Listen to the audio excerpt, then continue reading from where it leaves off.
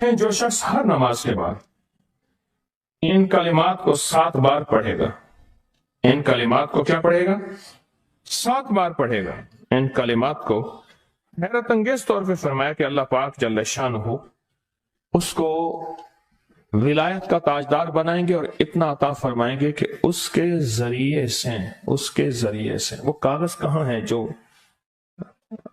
लबनान के कोहे लबनान का कागज है। आप हजरात ने मुझे कहा हम वो देंगे, कोहे लबनान का कागज। जो ये पढ़ेगा अल्लाह उसको इतना अता फरमाएंगे। आप जरा छोटे से एक लफ्ज कह रहा हूं, जो ये पढ़ेगा अल्लाह उसको इतना अता फरमाएंगे, इतना अता फरमाएंगे, इतना अता फरमाएंगे कि उसके जरिए से लोगों को रोजी देंगे। वो जरिया बन जाएगा लोगों को रोजी दिलाने का, वो जरिया बन जाएगा लोगों को दौलत और रिस्क दिलाने का, वो जरिया बन जाएगा लोगों को बरकत और समारात दिलाने का, वो जरिया बन जाएगा। अल्लाह उसके जरिए से लोगों को रिस्क अता फरमाएंगे। अब आप इन अल्फाज को गौर से सुने। देखें, अल्फाज से पहले मैं अल्फाज की हकीकत बताता हूं। अल्फाज से पहले अल्फाज की हकीकत बताता हूं। आप जरा अल्फाज से पहले अल्फाज की हकीकत को गौर से सुने, हकीकत को गौर से सुने। ये बस वालों के साथ आपने सफर किया होगा, ये अक्सर होटलों पे खड़े होते हैं। जब होटलों पे खड़े होते हैं, ड्राइवर और बस के अमले का खाना मुफ्त होता है। कुछ बंदे लाए हैं जो अपना फिक्र करता है, अगर वो बस वाला कहीं खड़ा करता, बस बंद कर देता और खुद खाना खाता, क्या मुफ्त देते?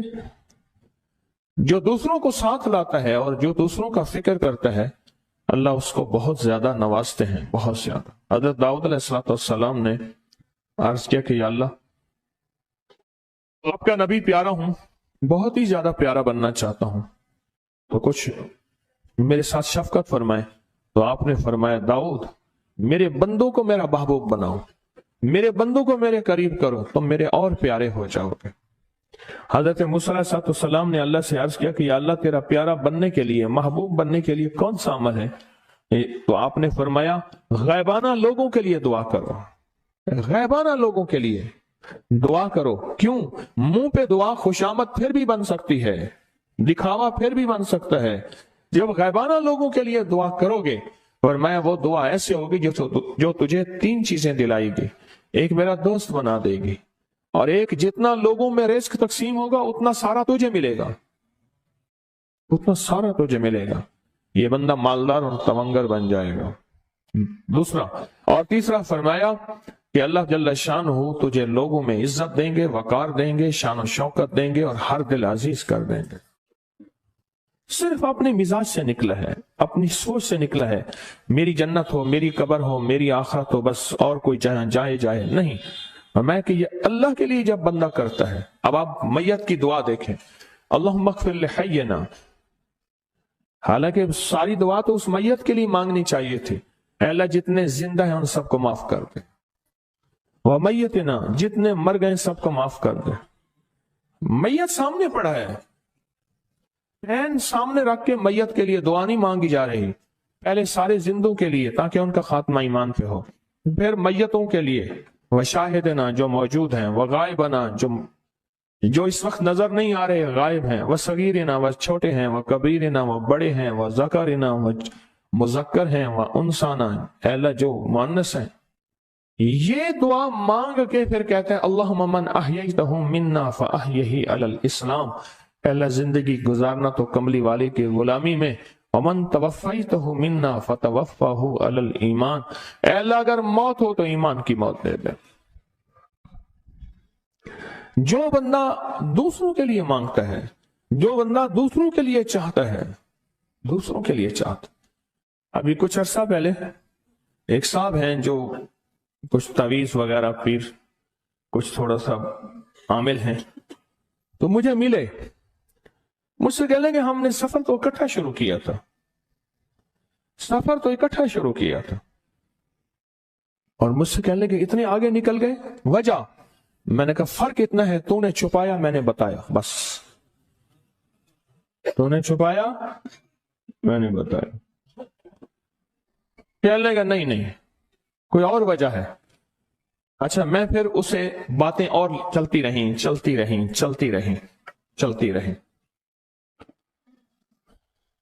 چلتے چلتے میں نے اس سے میں نے کہا کہ سورت والضحیٰ کا عمل ہے تیرے پاس اور تو پڑھتا ہے کام ہو جاتا ہے؟ ہنس پڑا، ہاتھ پہ ہاتھ مارا، کہلا ہاں ہے۔ میں نے کہا وہ بتا دو۔ بتاؤں گا، پیدا ہو جائے گا مجھے بھی۔ اچھا وہ پہلی بات وہ بھول گیا۔ میں نے کہا تو چھپاتا ہے، میں بتاتا ہوں۔ باتیں ہوتی رہیں لمبی باتوں کے بعد میں نے کہا سورت والضحیٰ کا عمل بتاؤ، نہیں بتایا۔ میں نے کہا تجھ میں اور مجھ میں فرق یہی ہے، میں سورت یہی والضحیٰ کا عمل، میں نے کہا یہی ہے جس کے کاف میں 9 بار یا کری۔ میں کہہ پتا تو مجھ سے کیوں پوچھتا ہے؟ میں نے کہا تجھے یہ بتانا چاہتا تھا، تو چھپاتا ہے، میں بتاتا۔ تو مدد اس کے مطابق آتی ہے۔ اللہ کو اپنی مخلوق، اپنے بندے پسند ہیں۔ جو اپنے بندوں کو، اللہ کی بندوں کے راحت کو سوچتا ہے، جو اللہ کے بندوں کی اندر کے درد اور مشکلات اور مسائل کو سوچتا ہے، اللہ پہلے اس کا بھلا کر دیتا ہے۔ ہو بھلا، کر بھلا، ہو بھلا، سو بھلے کا بھلا، بھلا کر، بھلے کی جگہ بھلا ہوگا۔ اب یہ جو دعا ہے جو میں آپ کو بتانے لگا ہوں، اب اس کے لفظوں پہ غور کریں۔ اللہم اغفر لامت محمد صلی اللہ علیہ وسلم۔ اے اللہ، اب حالانکہ آپ نے لیے پڑھ رہا ہے، اے اللہ ساری امت محمدیہ کو معاف کر دے۔ اللہم ارحم امت محمد، اے اللہ امت محمدیہ میں جتنے بھی ہیں سب پہ رحم فرما، رحمت فرما، مغفرت فرما۔ اللہم اصلح امت محمد، اے اللہ امت محمدیہ کی جتنے بھی مشکلات مسائل ہیں ان کی اصلاح کر دے، پریشانیاں دور کر دے۔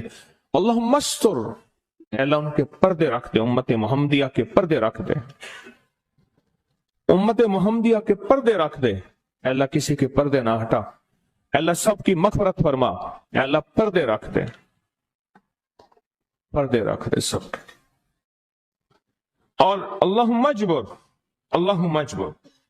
کیا فرمایا؟ اے اللہ ٹوٹے دلوں کو جوڑ دے، جتنے دل ٹوٹے ہوئے ہیں اور دل آپس میں ٹوٹے ہوئے ہیں، آپس میں دل ختم ہو چکے ہیں، گھر ٹوٹنے والے ہیں، طلاقوں تک نوبت پہنچی ہے، یا دل ایسا ٹوٹا ہے کہ مانگ مانگ کے تھک گیا ہے۔ اے اللہ جتنے بھی ٹوٹے دل ہیں ان سب دلوں کو تو جوڑ دے، سب لوگوں کو۔ اللہم فرج، اے اللہ لوگوں کے لیے کشادگیاں کر دے، رزق کی کشادگی، صحت کی کشادگی، برکت کی کشادگی، رشتوں کے لیے کشادگی، کاروبار کے لیے کشادگی، زندگی کے سفر کے لیے کشادگی۔ اے اللہ لوگوں کے لیے کشادگی اور رحم کا معاملہ کر دے۔ اب آپ سوچیں اس ساری دعا میں ایک دفعہ بھی اپنے لیے مانگا؟ ایک درویش کے پاس ایک بندہ گیا، حضرت ولایت کا کوئی شارٹ کٹ بتائیں، بالکل آسان راستہ۔ فرمایا جب کوئی غیر مسلم بغیر کلمے کے مر جائے، کسی کونے میں منہ دے کے رو لینا، اللہ تجھے ولایت دے دے گا۔ احساس، درد، غم، اللہ کو یہ پسند ہے، اور اللہ کے ہاں اس کی قیمت ہے۔ اور اللہ کی بات اس پورے کے پورے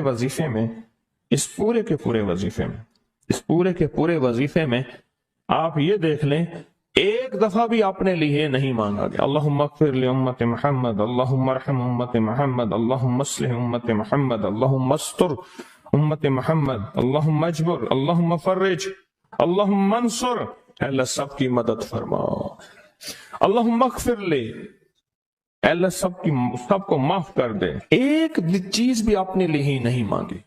ایک ہے کہ مجھے دے دے، ایک ہے اس کو بھی دے دے، اس کو بھی دے دے، مجھے نہ دے، اس کو بھی دے دے، مجھے نہ دے۔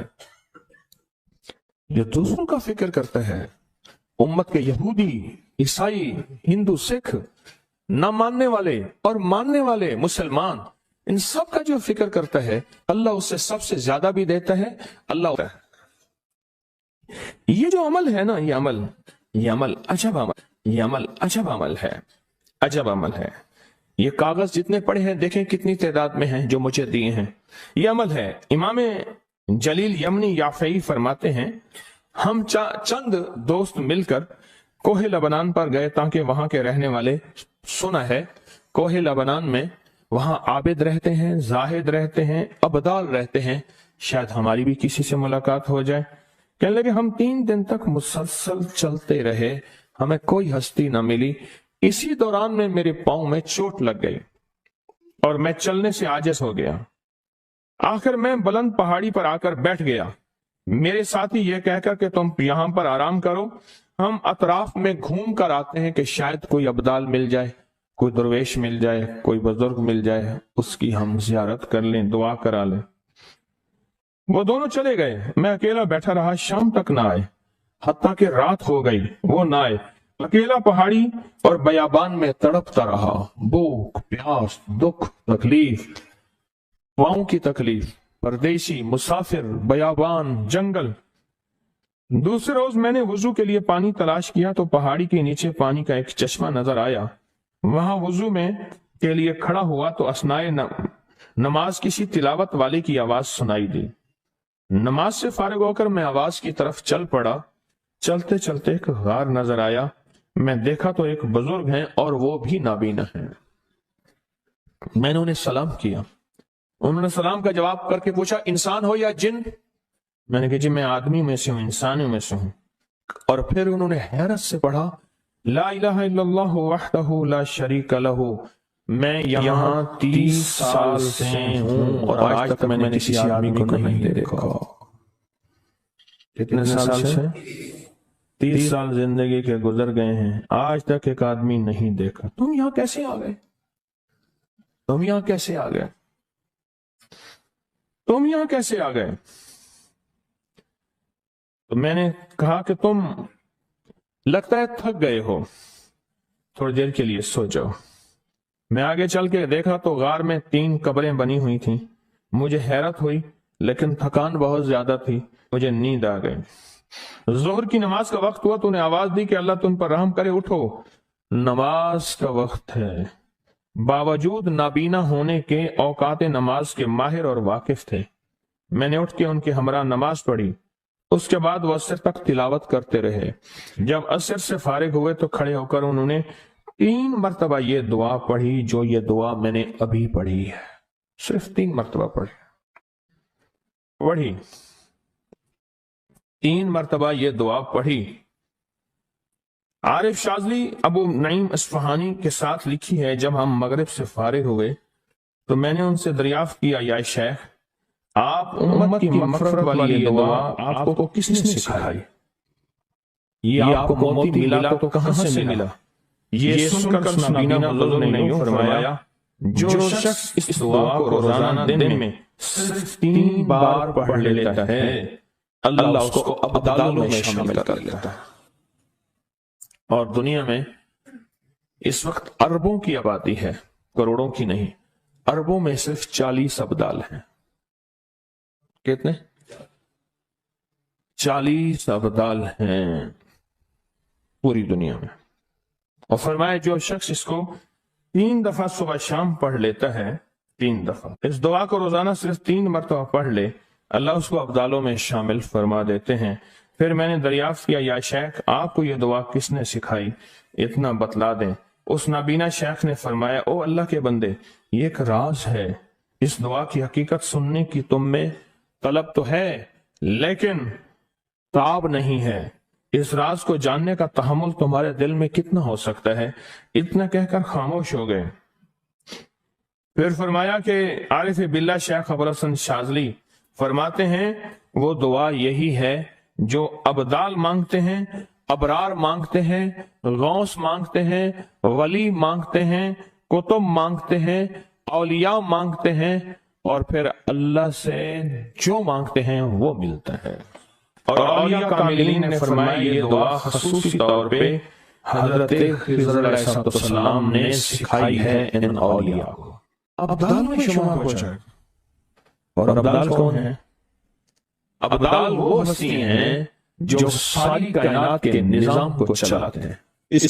جو یہ پڑھے گا اللہ اس کو اتنا عطا فرمائیں گے، آپ ذرا چھوٹے سے ایک لفظ کہہ رہا ہوں، جو یہ پڑھے گا اللہ اس کو اتنا عطا فرمائیں گے، اتنا عطا فرمائیں گے، اتنا عطا فرمائیں گے کہ اس کے ذریعے سے لوگوں کو روزی دیں گے۔ شیخ